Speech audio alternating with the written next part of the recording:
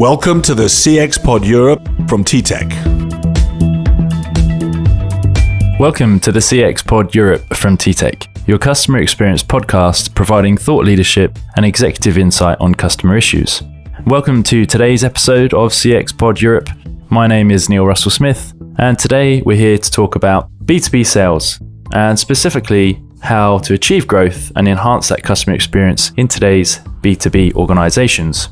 Joining us in the studio, we have Nick Files, our digital strategy and operations partner. Welcome, Nick.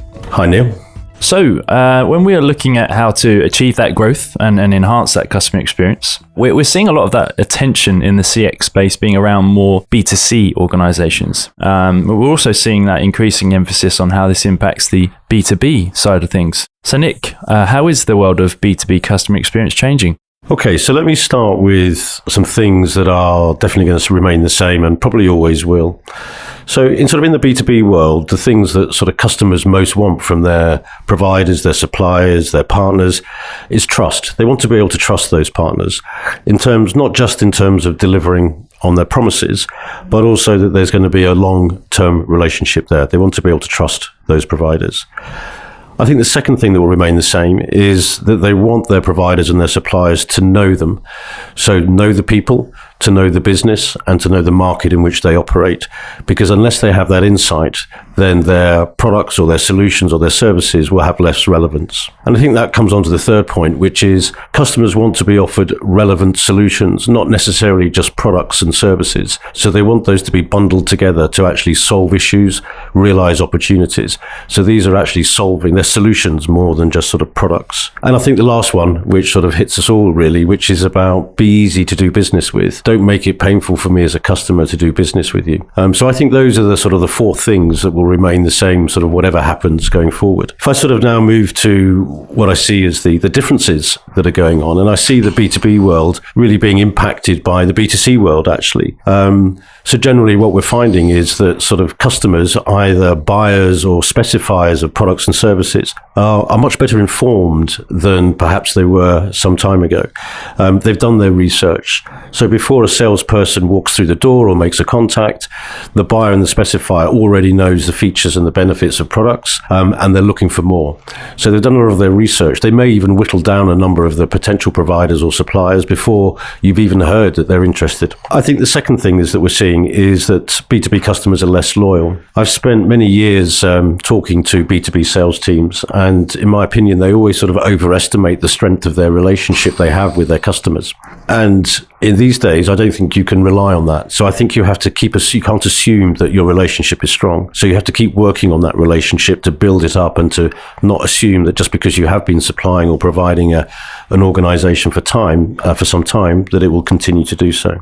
I think the other two areas I've seen, which is really being influenced by B2C, is the speed of response. Even though a customer might want a personalized solution or a tailored product, they want it immediately. They want it quicker now than they did. They want immediate response. So they won't wait for long-term delivery. They won't wait for specialist quotations or proposals. They want immediate response. And I think perhaps the biggest trend I've seen is that B2B buyers and specifiers actually don't require so much face-to-face contact as much as they used to for more increasingly complex interactions. So they're quite happy to undertake quite complex buying processes they're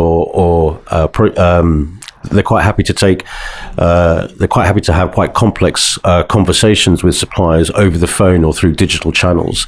And so therefore there's less need to have that face-to-face contact, which for some organizations proves a challenge because a lot of their products and services are built up through face-to-face relationships, and shifting to those other channels can be a challenge for those organizations. So those are the key sort of similarities and constants I see, but also some of the key differences that's impacting the way B2B organizations are interacting and engaging with their customers. Okay, that's great. Thanks, Nick. So I guess when we look at recent research, we're actually seeing that it suggests today the number one item on a CEO's agenda appears to be growth. So what are you actually seeing organizations doing to respond to that challenge? Well, there are the two usual things, which is sort of get more customers and increase the wallet share of existing customers. Those are the things that sales organizations are tackling every day, and I'll come back to those. But there is a third thing I see out there, which is organizations trying to increase the rate of sale, what I call the sales velocity. When I go into organizations and I ask them about their pipeline, I often see quite a bit of cholesterol has built up over the years through their pipeline, and it takes longer for opportunities to go from the beginning of the pipeline all the way through to close.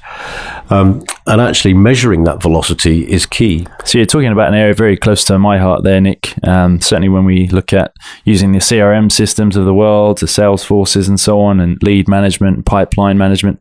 So sales velocity is clearly the key here. Can you tell us more about that one? So I've seen a lot of organizations actually track the velocity of their opportunities through their pipeline and find out what is actually causing that. What are the attributes of that opportunity?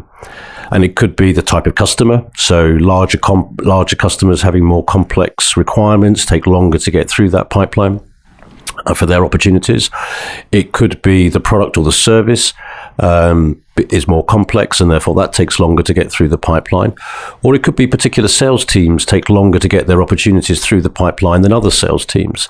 But the key to it is to measure it and understand it, and understanding what are the enablers and the blockers of speed and velocity through that pipeline. And I think there are a number of ways that organizations can actually sort of improve their velocity. First of all, I call it sort of walking the process. So why does it take so long to get an approved proposal out to a client? Why does it take so long to fulfill the order for a customer, particularly if it's complex or bespoke? And actually go back and address those blockers to that velocity. I also think it's a bit of a mindset thing as well. So it's about getting a growth and velocity mindset into the sales force. And in my experience, the best way of doing that is through coaching through the sales management team, but also supplemented through sort of formal training, but also giving people the information about how they're doing against perhaps their velocity targets. There's a particular measure that I've seen some organizations use, which I think is quite smart, which instead of just the usual weighted sales figure that everyone puts on a pipeline, they actually track the probability of an opportunity moving to the next phase of the pipeline. So that then shows the sales force that you're tracking how long it's taking to move opportunities from one pipeline stage to another. And then the sales manager can come in, having got the information, and actually offer to coach and support the salesperson in moving it to the next stage. That, to me, shows a bit of a mindset change about measuring and tracking and improving the velocity of opportunities through the pipeline. So when looking at the other two areas, you talk about getting more customers and increasing wallet share. Can you give us an example of where you've seen an organization make these kind of changes, Nick? Yeah, sure, Neil. You'll like this one too, coming from marketing, because, in the old days, marketing would run events and then pick up leads and then hand those to the sales force to sort of follow up and try and open up a conversation. These days, while that's still an important way of generating leads for most sort of B2B businesses, things have got a bit smarter. So I've been in organizations where they're actually using smart analytical tools to search and identify new customers out there. So the way they go about it is by identifying what a good customer looks like, what are the attributes of a good customer, and then using these tools to search and find other organizations of a similar nature out there in the market. And quite interestingly, some of these tools will also flag up where these target customers are searching for products and services that your company might offer. So it's got a lot more analytical in the marketing space, and these are a lot more hot leads for the sales teams to follow up, because you're actually tracking their activity online as to what they're searching for and what they're looking for. You've got a slight indication of their propensity to buy. Because it shows that they're interested in the products and services that your organization is working on.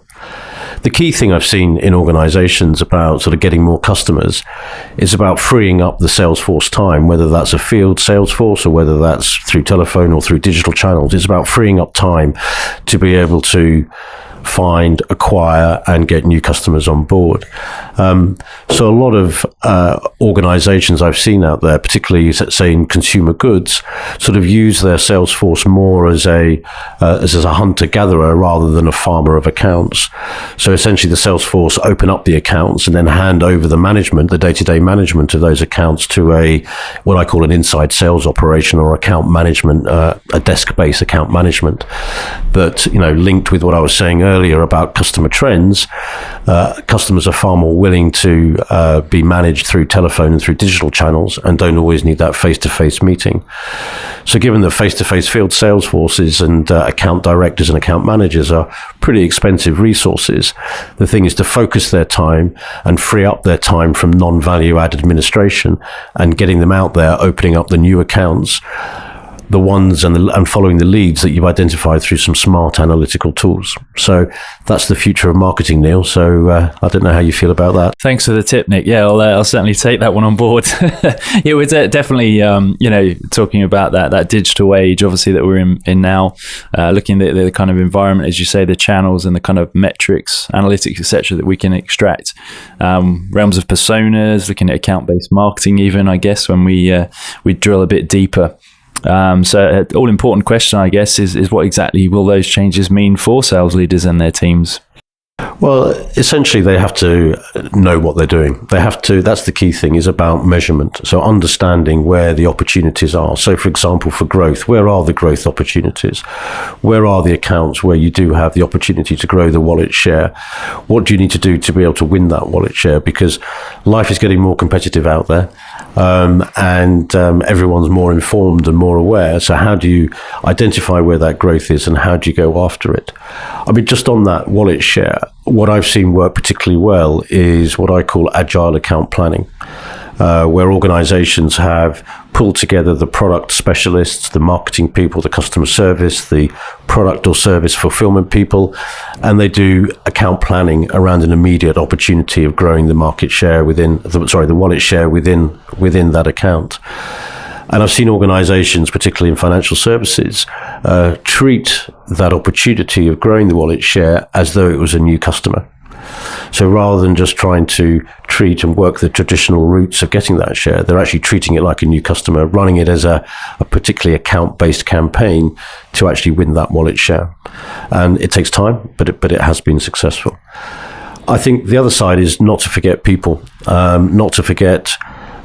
people, particularly when it turns to customers and what their changing requirements are. So the fact they don't always need a face-to-face meeting to be able to push an opportunity forward or to develop a relationship. I think organizations can exploit that to realign their best salespeople to where the growth and where the new customers are, and hand over a lot of that account management to an inside sales operation or a desk-based account management, and particularly through digital channels too. Thank you. No, that's great. So I guess in the interest of time, if you had sort of 3 to 5 key takeaways for today's audience, what would they be? So I think the first thing to look at is how to increase the velocity of the pipeline, how to get opportunities through that pipeline quicker. And the first thing to do there is to measure it. And I've suggested a few ways of how to do that.